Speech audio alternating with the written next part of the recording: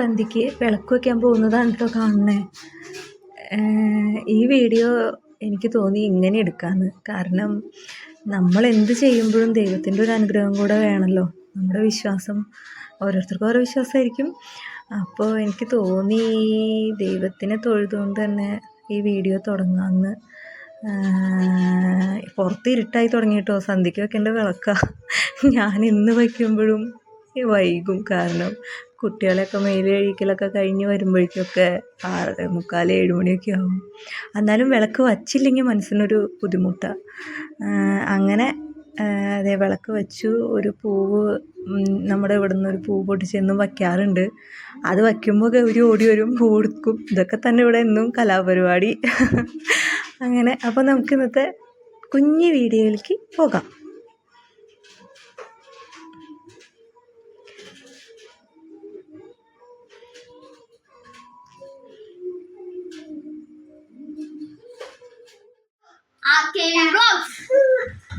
പറഞ്ഞേ പറ. എല്ലാവർക്കും സ്വാഗതം. കേട്ടില്ല, ചിരിച്ചൊന്ന്. Hi, welcome to our vlog. ഇത് ഞങ്ങളുടെ 2ാമത്തെ വീഡിയോ ആട്ടോ. ഇതിന്റെ കണ്ടന്റ് ഒന്നല്ല.